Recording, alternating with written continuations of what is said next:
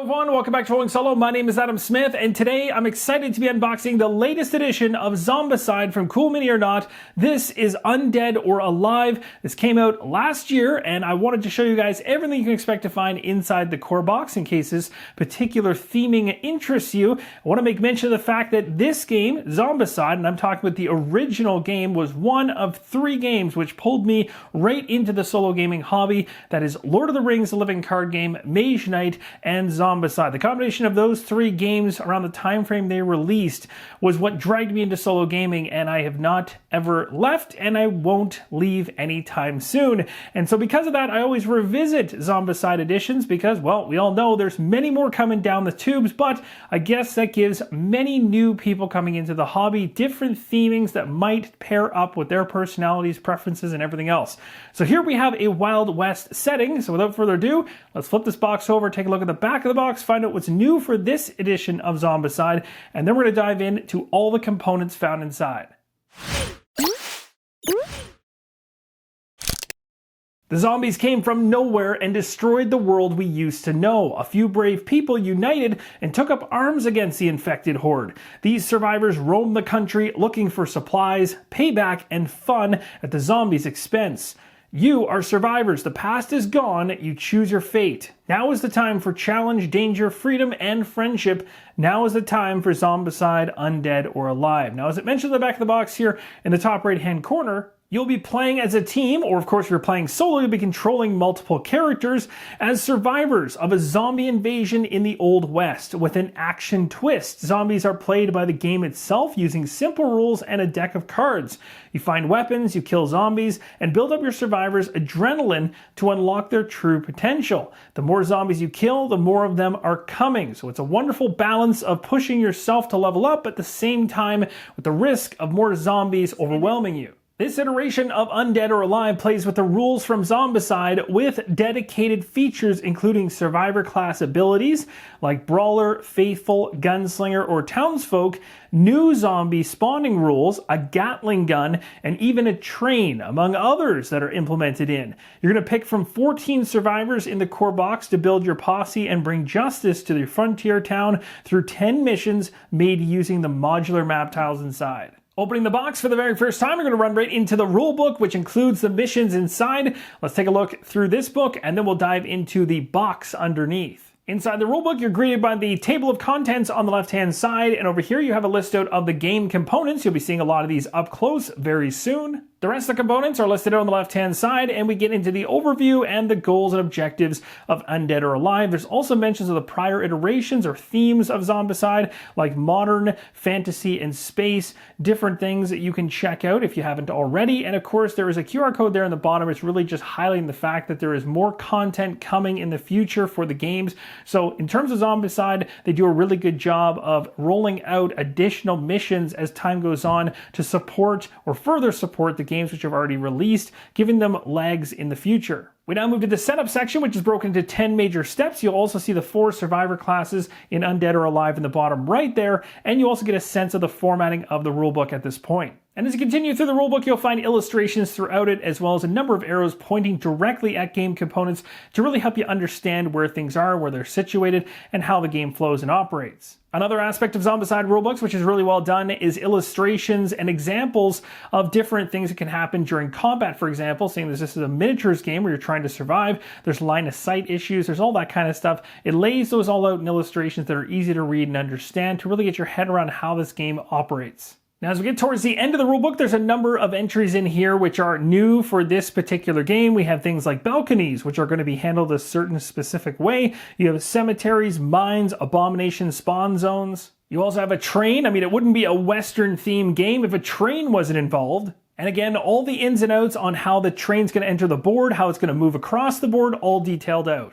And as with all Zombicide games, you're always going to run into the tutorial mission as you get towards the missions at the end of the book. And you're going to find M1 in this case called Facing Zombies, a tutorial. It's 10 minutes to learn. Basically going to set up just 2 tiles, but as you'll see through the missions, those tiles begin expanding. There's many more of them. Games are going to start becoming longer and tougher to survive. The initial ones just get your feet wet around the rules and give you an idea as to how to play, so you can quickly move on to some of the larger scenarios inside the book. At the very end of the rulebook, there's also a whole section around skills. This is really great because there's going to be keywords all over the character cards in terms of skills you can gain as you're leveling up, and this is going to be a reference as to what those do. And as with any Zombicide game, at the back of the rulebook, you're going to find a full game round summary. So once you're done consuming the rulebook, flip it over, leave it nearby. You're going to have the player phase, zombie phase, end phase, and your targeted priority order all close and near to you so you can quickly walk through things. Of course, once you get the flow of the game, you won't need to reference this as much anymore. Mainly, you'll be looking at the rulebook for just those references on skills here and there. The next thing we pull out of the core box is one that looks like a wooden box, but it's actually made of cardboard. It just has the theming of a Western style crate with a little bit of blood dashed across it. But inside this box, we're going to find miniatures, dice, pegs, dashboards, a number of other components. I'm going to show you all of these up close. We're going to take a look at all of the individual miniature sculpts that are unique. I won't be showing you duplicates. You'll see in a second, there's a lot of certain types of miniatures. Inside the box, you're going to find 14 heroes to choose from. You're also going to have your regular zombies of multiple sculpts, some with duplicates all over the place. You're also going to have abominations colored here in this off-red color. Deck of cards here to go through. You've also got cards specific to the heroes. And you have thematic dashboards for the characters. You'll see thematic dashboards across all the Zombicide versions depending on which theme you've gone after. On each of the dashboards at the very bottom, you're going to see a slider for your XP. You'll be sliding that from blue all the way up to the furthest at red as you gain more and more XP through the game. Your character card is going to be slotted in the right-hand side here. You're going to have pegs, which are going to depict how much health you have left, and you're going to have areas here to depict what skills you've leveled up to as you go across the different categories of levels, blue, yellow, orange, and red. And then you kind of got your hand slots over here. You got more peg locations up here, vertical card slots up here, and another one way up in the top corner as well. Lifting out the first tray at the very top, you're going to see some dice underneath. In this case, some nice wooden dice, which is pretty awesome. And then you've got these character bases here for the miniatures you'll be controlling, depending on which color you choose. The pegs, that color will correspond as well. And then you've got more miniatures for all of the zombies you're going to run up against. This is going to run across the entirety of the bottom tray, even underneath of these dashboards and cards as well. You'll also notice nice illustrations along the side of the inside of the box, and that's going to tell you exactly which miniatures go into which trays, which is really going to help when all of them are out of the game box and in action, and you're done your game, you need to put them all back. You know exactly where they're supposed to go.